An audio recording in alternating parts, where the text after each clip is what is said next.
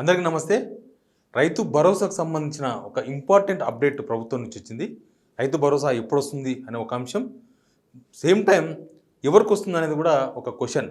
ఎందుకంటే రైతులకు ఇస్తాం, కౌలు రైతులకు ఇస్తాం అని చెప్పిండ్రు. కాబట్టి ఇప్పుడు రైతులకు వస్తుందా, కౌలు రైతులకు వస్తుందా? రైతు భరోసా ఎవరికి ఇస్తారు? కౌలు రైతులు తీసుకుంటే మరి రైతులకు వస్తుందా? రైతులకు తీసుకుంటే కౌలు రైతులకు వస్తుందా? ఇట్లాంటి డౌట్స్ ఫస్ట్ నుంచి ఉన్నాయి. ఎలక్షన్ ముందు నుంచే కాంగ్రెస్ ఎప్పుడైతే అగ్రికల్చర్ డిక్లరేషన్ ఇచ్చిందో ఆ రోజుకెళ్ళి దీని మీద చాలా అనుమానాలు ఉన్నాయి. కానీ మంత్రి తుమ్మల నాగేశ్వరరావు గారు చాలా క్లారిటీగా చెప్పిండ్రు. తుమ్మల నాగేశ్వరరావు గారు అందరిలాగా పొలిటీషియన్ ఒక్కడే కాదు, ఆయన రైతు. ప్లస్ ఆయన మనసులో ఏముందో, ఆయన చెప్పదలుచుకునేదో చాలా కరాఖండిగా చెప్పేస్తాడు. దానిలో దాగుడు మూతలు, లేకపోతే నేను చెప్తే అవతలలో ఏమనుకుంటారో, లేకపోతే దీనివల్ల ఎవరిని ఇరుకున పడతారేమో అట్లేమి ఉండదు. తుమ్మల నాగేశ్వరరావు గారు చాలా ఓపెన్గా మాట్లాడిన ఆ ఇంటర్వ్యూలో. ఆ ఇంటర్వ్యూలో ఇంపార్టెంట్ పాయింట్స్ ఇవే. ఒకటి, ఆల్రెడీ వర్షాకాలం స్టార్ట్ కాబోతుంది, వానలు నెక్స్ట్ వీక్ నుంచి పడతాయని వాతావరణ శాఖ చెప్తున్నారు.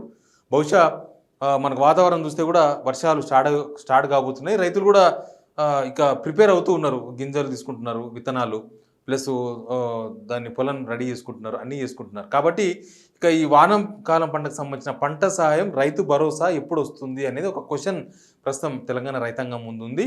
కాబట్టి తుమ్మల నాగేశ్వరరావు గారు చెప్పిన లెక్క ప్రకారం అది ఇప్పట్లో రాదు, జూలైలో వస్తుందని చెప్తున్నారు. జూలై అంటే ఇది జూన్ ఫస్ట్ వీక్లో బహుశా వర్షాలు వస్తాయి. ఫస్ట్ వీక్లోనే అందరు విత్తనాలు కూడా వేసుకుంటారు. అప్పటికి ఇప్పుడే కావాలి. యాక్చువల్గా రైతు భరోసా డబ్బులు వాళ్ళకి ఇవ్వాల్సిన పంట సాయం ఎప్పుడు ఇవ్వాలంటే వాళ్ళు దున్నకన్నా ముందు ఇస్తేనే వాళ్ళకు ఆ దున్నడానికో, లేకపోతే వాళ్ళ పొలం చదువు చేసుకోవడానికనో, లేకపోతే విత్తనాలు కొనుక్కోడానికనో, కూలీల కోసమో, రేపు విత్తనాలు వేసుకున్న టైంకు ట్రాక్టర్ కోసమో, ఇప్పుడు ట్రాక్టర్ కోసమో, ఇవన్నీ ఖర్చుతో కూడుకున్న పని. కాబట్టి యాక్చువల్గా ఇప్పుడు సాయం అందాలి. కానీ ప్రభుత్వం ఏమో జూలైలో ఇస్తామంటున్నారు. వాళ్ళు జూలైలో ఇస్తామంటున్నారంటే జూలైలో స్టార్ట్ చేస్తే మళ్ళీ 1 ఎకరా, 1.5 ఎకరా, 2 ఎకరా స్టార్ట్ చేస్తే ఆగస్టు సెప్టెంబర్కి పోతుంది. మీన్స్ వర్షాకాలం కూడా అయిపోతుంది. మనం మొన్న చూసినాం, ఎండాకాలంలో ఎప్పుడు ఇచ్చినా చూసినాం. మొన్నటి దాకా వానలు పడి ఒడ్లు కొట్టుకోపోతుంటే అప్పుడు వచ్చినాయి కొంతమందికి రైతు బంధు అని. ఇంకా కొంతమందికి రాలేదు, లాస్ట్లో ఇంకా కొంతమందికి రాలేదు. వాళ్ళందరికీ ఇంకా రాదు, అయిపోయింది. యాసంగిలో ఎవరికైతే రైతు బంధు రాలేదో వాళ్ళకి ఇంకా మళ్ళీ ఆ డబ్బులు రావు. మళ్ళీ వస్తే వానకాలానికి సంబంధించిన రైతు భరోసా రావాలి. ఆ రైతు భరోసా రైతులకు ఇవ్వాల్సింది, వాళ్ళకు సహాయం చేయాల్సింది పోయి అంత పంట వేసుకున్న తర్వాత వాళ్ళు అప్పులు తెచ్చుకొని, వాళ్ళు బంగారం కుదబెట్టుకొని, లేకపోతే వాళ్ళు ఇంకా వాళ్ళ ఊళ్ళలో ఉండే వ్యాపారుల దగ్గర తెచ్చుకున్న తర్వాత ఇస్తామని చెప్తున్నారు.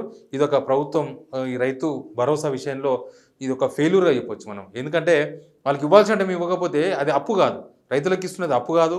లేకపోతే రైతులకు ఉచితంగా ఇస్తున్నారని కూడా చీఫ్గా కూడా మాట్లాడలేము. ఎందుకంటే తెలంగాణ రైతులు బక్కచిక్కిన రైతులు. తెలంగాణ రాకముందు అనేక మంది ఆత్మహత్యలు ఎక్కువగా ఉండేది. సేమ్ టైం వాళ్ళు సెక్యూరిటీ గార్డుగా పనిచేస్తున్నారు హైదరాబాద్ 100 ఎకరాల వాళ్ళు కూడా. అట్లాంటి సిచ్యువేషన్ నుంచి వాళ్ళకు సహాయం చేస్తూ వస్తున్నాయి ప్రభుత్వాలు.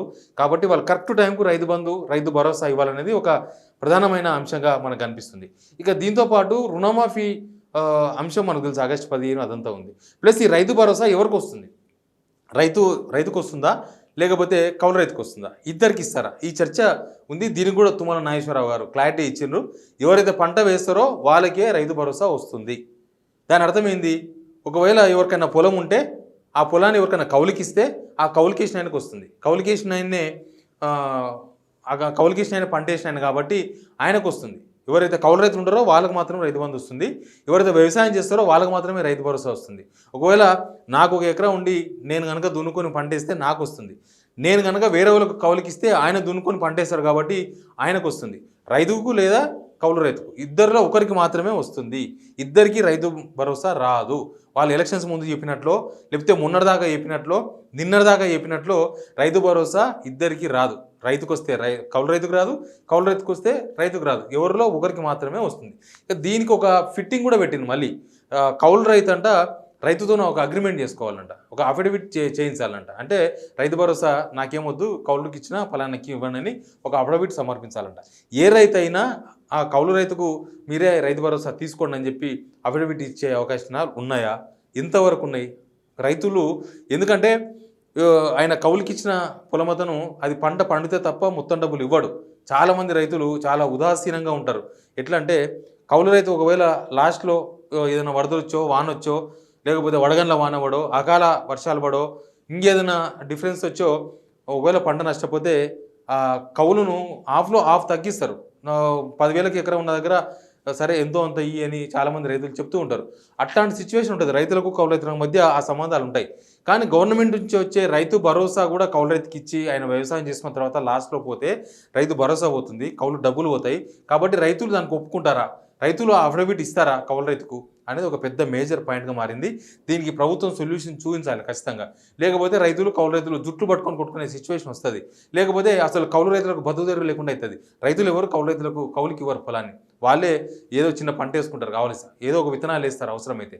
కానీ కౌలు రైతుకి ఇయ్యరు. అట్లాంటి సిచ్యువేషన్ కనుక క్రియేట్ అయితే కౌలు రైతు బతకడం కష్టం. కౌలు రైతులు మన దగ్గర దాదాపు 25 లక్షల మంది ఉంటారని చెప్తున్నారు. 25 lakhs లెక్క ఒకటి ఉంది. 25 లక్షల మంది అంటే దానిలో మొత్తం పొలం లేని వాళ్ళు చేసిన వాళ్ళు ఉండొచ్చు. లేకపోతే ఆయనకు 1-2 ఎకరాలు ఉంటే పక్కన 1-2 ఎకరాలు వేరే వాళ్ళ దగ్గర కౌలుకు తీసుకొని చేస్తున్న వాళ్ళు ఉండొచ్చు. ఇట్లా ఏదో ఒక దానిలో కౌలు రైతులు చాలా ఇబ్బంది పడే సిచ్యువేషన్ వస్తుంది. లేకపోతే రైతు భరోసా వదులుకొని కౌలుకు తీసుకొని చేయాల్సి వస్తుంది. కాబట్టి ఇట్లాంటి ఫిట్టింగ్లు పెట్టదు గవర్నమెంట్. ఏదైనా ఉంటే క్లారిటీ చెప్పాలి. రైతులు, రైతు భరోసా ప్లస్ కౌలు రైతులు వీళ్ళకి ఎవరికి ఎట్లా ఇస్తారని చెప్పాలి.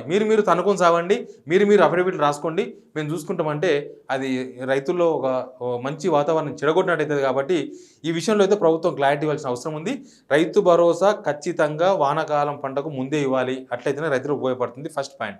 రెండోది, రైతు భరోసా రైతులక కౌలు రైతులక ఇద్దరి మధ్య ఫిట్టింగులు పెట్టి కొట్లాటలు పెట్టి ఇద్దరు అఫిడవిట్ అని లేకపోతే రైతు భరోసా నేనే తీసుకుంటాను కౌలు రైతుకి ఇవ్వకపోతే కౌలుకు పొలాలు ఇవ్వడానికి ఎవరు ముందుకు రాకపోతే కౌలు రైతులకు తీవ్రమైన నష్టం జరిగే అవకాశం ఉంది. మీరు ఇచ్చే రైతు భరోసా కన్నా వాళ్ళు రెగ్యులర్గా చేసుకున్న వ్యవసాయం వాళ్ళ జీవనాధారం పోయే అవకాశం కనిపిస్తుంది. కాబట్టి ప్రభుత్వం విషయంలో కూడా స్పష్టత ఇవ్వాలని నేను తెలంగాణ సమాజం తరఫున కోరుతున్నా. Please subscribe signal TV.